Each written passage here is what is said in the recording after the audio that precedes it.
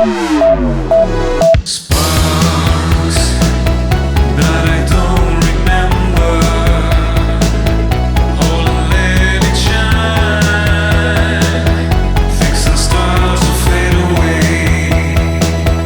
Fix and start to fade away. Fix and start to fade away.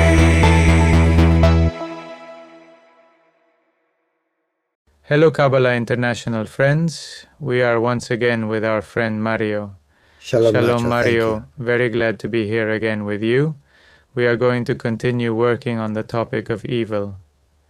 There is a concept that I find interesting to discuss with you, and it is the following. Can evil be in the attempt to constantly increase debt, in an attempt to constantly increase knowledge? This paradox arises when increasing debt should theoretically decrease the klipo and evil. However, in reality, a contradiction arises. Evil indeed decreases due to the correction of the lower sephirot. But there are two different realities to examine here. The first reality is that the more light you bring, the more hidden flaws you discover. In other words, if I increase the light significantly, I will become aware of numerous dark aspects within my personality. That said, I have more possibility to work on them. In the first stage of my existence, I did not see these dark elements because they were covered by even greater dark elements. Then, on the higher level, we find a more subtle klipo. That is to say, in those higher levels there is evil, but it is a type of evil that deceives us much more because we have a higher level of compression. That is, our levels of finding evil are great, but our levels of hiding evil are also great. So the problem we have is, we can reach intelligence, bina, wisdom, and at the same time those levels are hidden in a much more subtle, more surreptitious way, some mechanisms that we do not easily detect. So, there is another paradox. We have more elements to detect, but we have more elements not to be detected. When we have more elements to remain undetected, we are not aware of some klipos that may be trapped. That is, as we go up, we have to play games. It's like chess. If you start playing with someone who doesn't know, you beat them. Then, if you start playing in Malchut, in the lowest dimension, you quickly find a klippa in Malchut. Someone stole a chicken. He is a thief. So, we find him fast. The guy leaves with the chicken. So, it is very clear that this is a transgression, a robbery. But what about when a bank charges you a 0.1 commission, which nobody sees, and subtly, from 1 million people it gets €1,000,000, taking €1 from each person. Then, nobody notices because it is €1, and it is a klippa that at the top level is stealing much more than the poor guy who stole the chicken, but it is more subtle because we cannot find it. So, this example in the field of matter happens the same in the spiritual field. That is, in the spiritual field it happens. When you are working on transgressions below in matter is when you realize it. Look, if you lie, you lie. If you steal, you steal. It is much easier. When you are in the higher levels, self-deceptions. Rational justifications can somehow hide, for example, aggressions. Some people are very polite and very aggressive, and you say, but how can that be? If this man is so polite or this woman is so polite, because what they have done is channel the aggression in the vocabulary and, suddenly, you find a vocabulary of a level of aggression, of a level of subtlety, and of a level of culture. And you say, what a cultured man. But at the same time, he throws darts of impressive violence at you. Yes, a refined violence. Sure, but there are some refinements of the klipo. That is why I say, this person is still aggressive. He has to deal with his aggressiveness. But he or she is convinced that he or she is in a sophisticated cultural structure or language of communication. So it doesn't mean that sophisticated is good, sophisticated is sophisticated, and sometimes rough is good, and sophisticated is bad. So when we are talking about the level of consciousness, We are not talking about the level of sophistication. Conceptually, there are klipo that are hidden, and the person, in some way, knows that he is aggressive, but he is so subtle that he enjoys the aggression from the subtlety, and that is a terrible klippa. So, of course, we have to be aware of looking for the klippa in a much more detailed way. For example, if someone is sick or in pain, this is easy. It is an imbalance that you see quickly. But where is the imbalance that you don't see? The invisible one, the small one, the one that is hanging around and we can't see it. So, when we increase that, we increase that capacity to search for it, but the capacity to hide the klippa from the hiding place of the klippa increases. So there are still klipot at the higher levels. In the bina, perfectionism, for example, self-control, or dogma, we could say. The curious case of klippa, because notice, today there are no dogmatists as in ancient times. It is very difficult to find such an ignorant person who is a totally closed dogmatist. Today, a dogmatist creates a closed system. A dogmatist moves within the system that he has created and returns to the same point. That is to say, today there is a refined dogmatism. So this refined dogmatism is a klippa. As he seems to move, man seems to be intelligent, because he seems to be thinking. But he does not think, but within his system. Before it was very easy to tear down a dogma, because one could find it and go to it, and it could be pulverized. But now, the dogmatist has acquired a certain subtlety in his dogmatism, which makes him move somehow in a system, where when you want to go to one dogma, the guy goes to another. When you want to go to this dogma, the guy goes to another. And he's making you dizzy, because he has created a system to make you go back to the same place. So of course you have to be much more efficient and much more complex than the complexity of evil itself.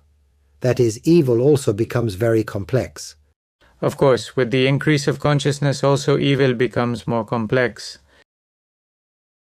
Sure, because it increases intelligence and the imbalance of intelligence increases as well.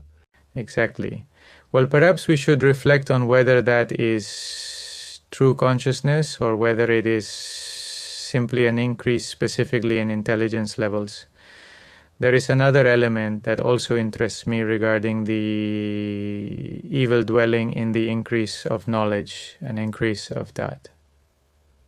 Before starting the talk, we were talking about the concept of sermonage, which was a word my grandmother used, and you told me that your mother used it too.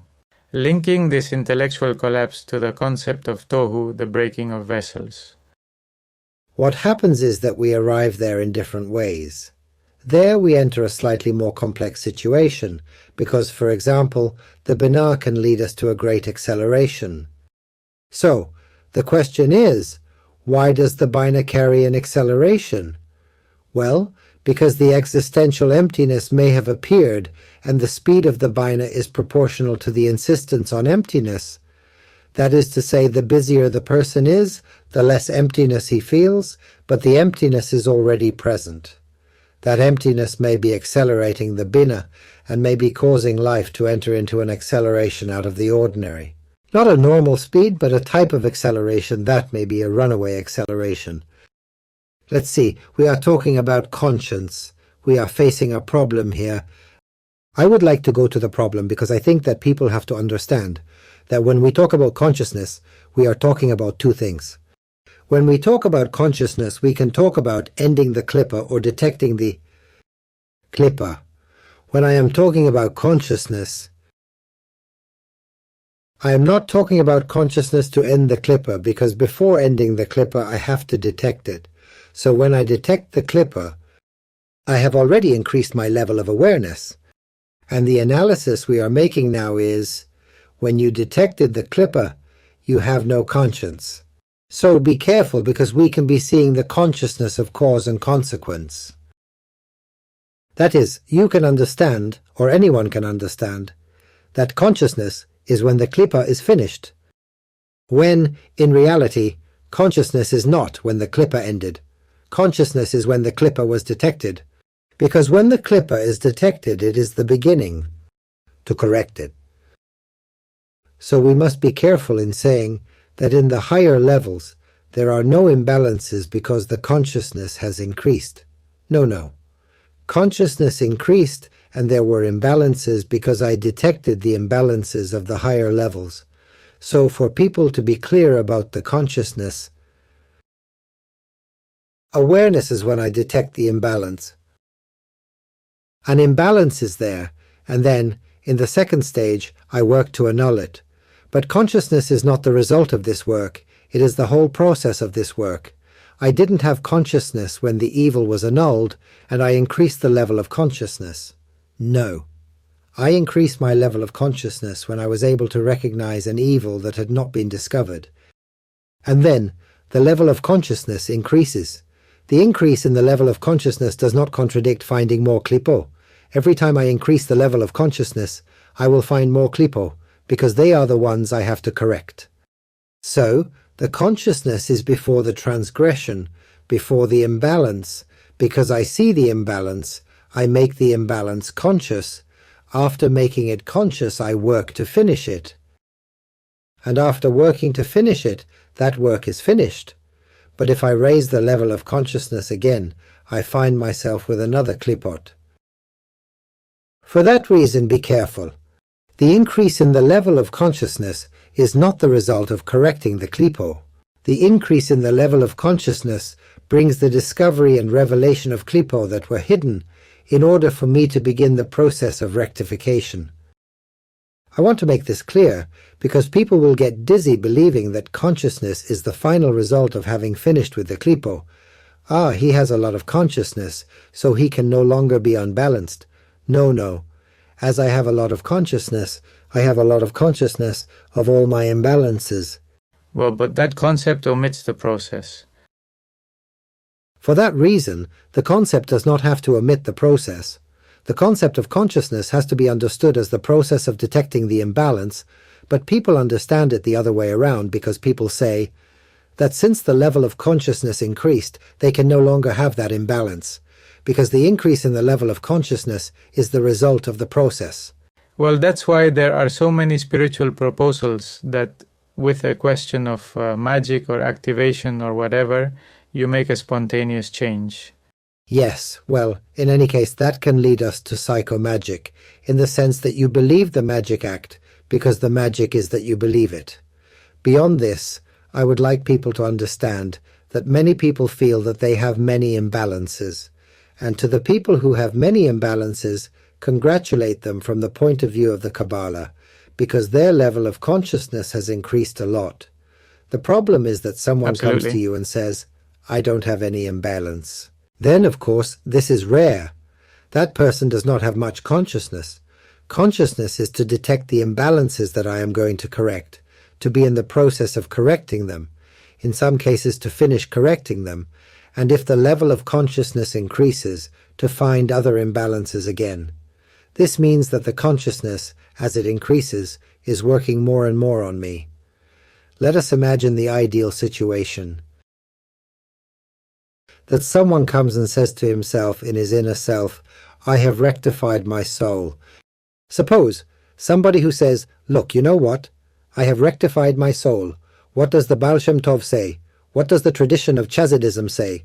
Rectification is not only correcting klipos, not only correcting imbalances, but also enhancing virtues. So, of course, be careful, because that's where we get into another subject.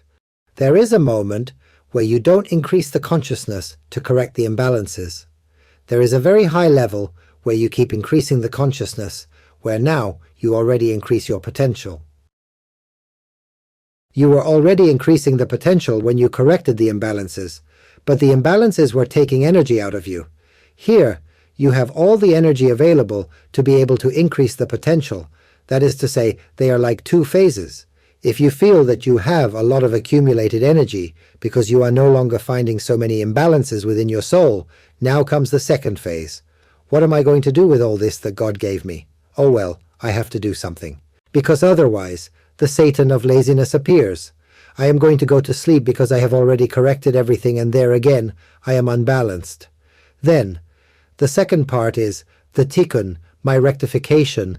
It is not going to rectify imbalances. It is going to potentiate the virtues, to potentiate my qualities, to potentiate my aptitudes.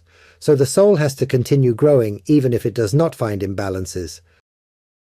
Because if it does not continue to grow, it becomes unbalanced. Very good, Mario. Thank you very much.